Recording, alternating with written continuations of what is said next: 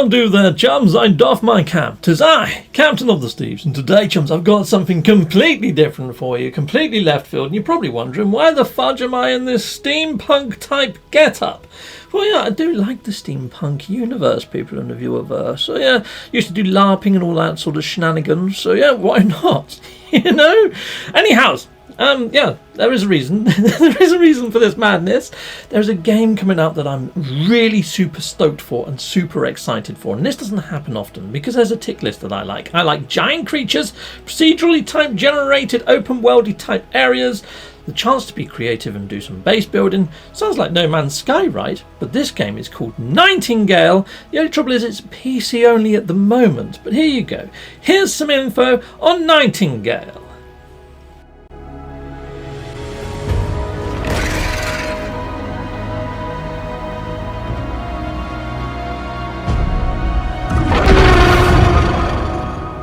So the original inspiration for Nightingale came from a story that myself and our art director, Neil Thompson, had read called Jonathan Strange and Mr. Norrell. This is an amazing book about two wizards who rediscover magic during the Napoleonic times and how they ultimately understand it and use it to change the course of world events. It's based around the idea that what happens if you pierce the veil effectively between worlds, and what are the decisions that arise as a result of that. So we fell in love with the Victorian era quite early on. A really creative time as far as human invention and the gaining of knowledge is concerned. And then we imagined our own world where players could open portals to these fantastic realms, meet fae, meet all sorts of really cool things. And once we started to pair those two things together, multiplayer world, multiple worlds, and this Victorian setting, that was really the birth of Nightingale. Okay, people, so how is this like No Man's Sky, you're thinking? Well, I like the art style. The art style isn't quite like No Man's Sky's, but we're going to touch on, in the next video clip, that they talk about Unreal Engine 5, so it's going to be freaking amazing to look at. And, yeah, also, it's got a procedural element. So as you're looking for the safe haven, this Nightingale dimension, you're going to come across other dimensions that are completely procedurally generated, based off of tarot cards that you place into portals. So yes, rather than travelling through space like No Man's Sky, you're going through portals, and you have an influence on those portals and the world that's procedurally generated at the opposite side of those. And you even get a place where you can have a respite area and build your own little town and use it like a hub and show off all your shenanigans. Should be great. Here you go, here's some video on those elements. I'm Nick Sadler, I'm the technical art director on Nightingale. And I'm Nola Kasowicz, I'm the environment director on Nightingale. So we're going to talk about Unreal 5 and how it's making Nightingale even more awesome than we hoped. So I guess we, like everybody else, saw the Unreal 5 demo drop, I guess, summer 21, and everyone got excited on the project. The whole team's been excited about this ever since it's been announced, and we're finally starting to see it pop up in the game and apply it to some of our systems. So the sooner we can get more of this stuff going, the better, and we're very excited about it. Yeah, super excited. Yeah. I'd say we've been waiting for it for a year, but we've been waiting for it for 20 years. Long time. Yeah. But there are two main features that we're looking forward to taking advantage of with Nightingale, and they're called Lumen and Nanite. You can run us through Lumen? Yeah, Lumen is a global illumination feature that allows for realistic lighting and reflections that you've never really been possible before in real time. Mm-hmm. And it's something that we've been waiting for, and it's finally here, and we're really taking advantage of it with our time of day system and our realm card system, allowing to get all kinds of different fidelity and features with that. So it's really kind of opening that up. The other major feature is called Nanite, and that's a system that deals with virtualized geometry such that you don't need levels of detail in meshes anymore. You get very smooth transitions from what you see close up to what you see at distance, and it can support tens of millions of triangles. So we thought a lot about how we would pay off this idea of many, many different realms and many, many different places to explore. And so early on in the project, we invested a fair bit of our time and effort and thinking into procedural generation. Over the years, that system got more and more sophisticated to where we could really see the potential of not just having these realms available there for players to go explore, but to actually empower players to control what they see inside of the portals via realm cards. And the realm card mechanic is our interface for players to engage in that procedural realm generation. A lot of the things that players are looking for now, it's not just about getting one generated world, it's about the generation being meaningful and having some level of impact over what you're seeing so it doesn't feel arbitrary.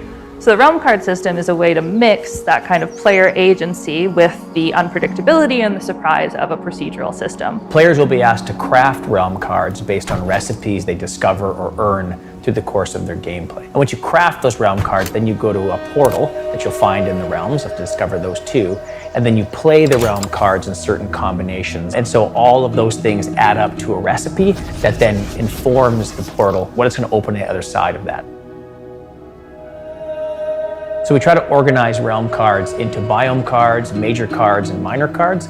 Biome cards we'll introduce over time. We've got the swamp, the desert, and the forest right now, each with their own unique environmental challenges.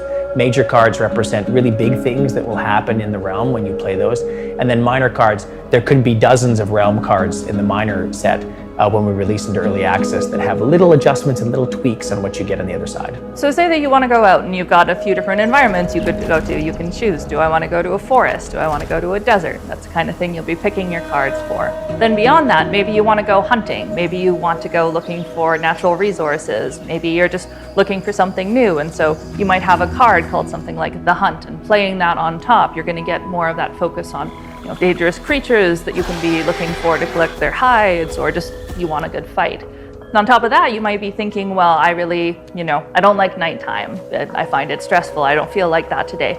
Well, maybe there's a card you can play on top of that to make it so that the sun never sets. So once you've opened the realm cards, you'll have a portal that you can go through to get to that realm. As long as that portal stays open, you can go into that realm. But once it closes, that realm is lost. Using the same combinations of cards in the future will get you the same type of realm, but it won't connect you to that exact same one before. So as you stack up realm cards and go further and further on your adventures, you're going to find higher and higher tiered resources. And if you craft things out of those higher and higher tiered resources, the gear that you make will be more powerful and stronger as a result. And so you're going to want to progress and find those more challenging realms so you can get those better resources, so you can keep up with the ever more dangerous challenges you're going to face. The one thing you can do is if you're playing with your friends and they've used a set of realm cards that they have, maybe even ones you haven't seen before, they can open up a portal and you can go through. So if you have friends who've gotten some exciting cards and want to show you the way, then you can tag along and maybe hope to make those cards yourself one day. So players have the chance to declare any realm they want to be their respite realm. And that respite realm is where you will return to if you die and can't be resurrected, where you can fast travel to if you find yourself in a significant amount of danger, and where you're going to be building your estate, which is your main base and the place you're going to invest a lot of your crafting efforts. You're going to customize your state for creative expression. So where exactly your respite realm is up to you. It might make a lot of sense to put it somewhere that's calmer and more peaceful, has lots of nice resources. But if you want to be living in a dangerous swamp filled with all kinds of deadly creatures and you think that that's exciting, go for it. We're not going to stop you. We also encourage players to build all of their estates in the same respite realm, so you can have different players all deciding that one realm is going to be their respite realm, and that really unlocks social gameplay. You've seen some of that in our trailers, players all building out these really interesting towns where they customize their estates to help each other and do certain things better than as they focus on certain crafting elements, for example. Eventually, if you choose to move on and move your respite realm, then you'll close your last one like any other kind of realm. But that is the one kind of persistent place, when you log back on, that's where you're going to be. So realm cards are something we can keep adding to as we keep working on the game. New content, new cards to give it to you. They're not something that we have a set number of. We keep adding to it more and more to show you new places. They're not something that we monetize. They're something that are available for you to craft and keep seeing new places as we go on. As we talk about realm cards here, I get so excited to imagine the kinds of realms they're going to create and discover through the course of their journeys by playing different realm cards in different combinations. I can't wait to see what they come up with and find. Righto, people. So I hope you can see why I'm excited about this game, and it's got that tick box: giant creatures, procedural environments, open worldy stuff, multiplayer, creativity, base making. It's even got planets setting in the frickin' background, so it feels otherworldly, and I love that. And it's like magic has been brought back into the world. I'm really liking the lore, so it's kind of like our history up to a point where they rediscover magic and they interact with the Fae and alternate realities and dimensions. And it's got all the quantum physics type stuff to back it up, and science and magic doesn't meld. I liken it. It's like sci-fi fantasy, almost like Star Wars in a roundabout way with the Force and all that sort of shenanigans. So it opens a lot of doors. Anyway, talking of the lore, here's some more video on the lore. Heck yeah! In the beginning, one of the things that really stood out to me was the idea that people needed places and that we could create a space and a place for players that enabled their creativity through this amazing new IP. The basis of the world is that there has been an ongoing relationship between the Fae and humanity that's been going on for centuries, if not longer, millennia even. Humans started out worshipping the Fae and so learned magic from them. Eventually that transformed into humans thinking they were almost equal to the Fae. And so they extricated themselves from our world, taking most of the magic with them. During that time, the seed of magic has been planted in the world, and so alongside science and art, the Renaissance, comes the study of magic as this amazing new thing for humans to explore. Nightingale is set in an alternate reality, which means that we can talk about events throughout history through the lens of the Fae's relationship with humanity. So then fast forward hundreds of years, and the magical city of Nightingale has been this city where humans from all over the world have come to study magic and understand it and build portals out to these magical Fae realms and learn about that. And that's the genesis of our Realm Walkers. The Realm Walkers are those brave souls who survive and thrive in the realms as they make their way back to Nightingale City. But our story starts at the end of the world. A cataclysmic event has descended upon the earth. This thing called the Pale begins to surround the world of a somewhat unknown origin. In a desperate attempt to survive, they try to use Earth's portal network to get to Nightingale, assuming that's the last bastion of humanity, that Nightingale has the strength of magic to hold back the Pale. Those who were trying to escape the Pale through the various portals around the planet have just been cast asunder effectively, and they're lost within the labyrinth of the realms. It's ultimately up to players to decide how they want to tackle challenges in the realms as they make their way back to Nightingale City. So the Fae are split into various courts. Currently within the game we have the Winter and the Summer Court, and each of these courts has their different motivations in terms of their behavior around humans and their relationships with the humans. The Winter Court uses the Bound as a weapon against humanity, the Bound being a grotesque mimicry of what humanity is and sending that against humans to eradicate them. So when players awake after coming through this broken portal network and find themselves lost in these realms, that's where they meet Puck. He's the character you've seen in our trailers. So you might know him from A Midsummer's Night Dream, and he acts as your benevolent Fae guide through the beginning of our story. As an alternate history, we have the opportunity to reimagine the stories of those characters in a way that hasn't been experienced before.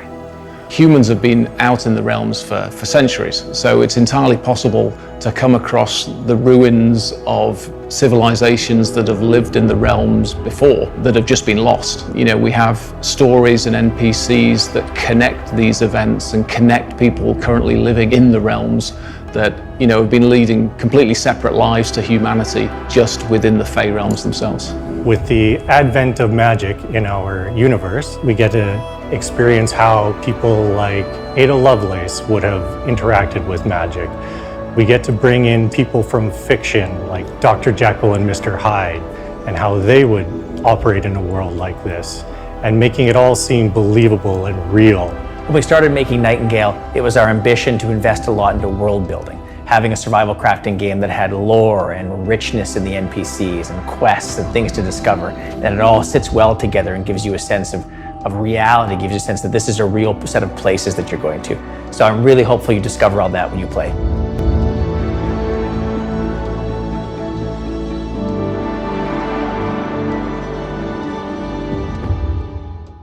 Whew, Go on then, people in the viewerverse. If you're on PC, jump on over to Steam, check on out all the tech specs, see if your machine can run it, maybe add it to your wish list. And what I like is their YouTube channel, which I put a link in the video description. Hit that up. They're putting out these sort of development blogs. They've actually opened this game up to early access beta. I have filled out a survey and done all that shenanigans, but there is an NDA there, so even if I did get to play it, I can't really talk about it, but I'm not playing it right now. I'm going to be brutally honest, but I wish I was, because I love to get feedback into this. But yes, it's definitely one that's on my radar. Love to hear your thoughts and feelings about Nightingale. Please sound off in the comments, because yeah, I honestly do think this is kind of like Valheim meets freaking No Man's Sky in a roundabout way. It's a nice little medley, and I'm really looking forward to it. Till next time, goodbye, and goodbye again, people in the viewerverse. Well, thank you very much for watching. If you like what you see, please hit a like and a subscribe, and I'd like to say a massive great big thank you to all of my backers over on Patreon and over on YouTube membership. Thanking you, backers. And if you want to support this channel, just don't skip the adverts. Ad throws revenue down my avenue. Or yeah, just stay with Captain Steve that little bit longer and hit something on this screen. There's merch here now too.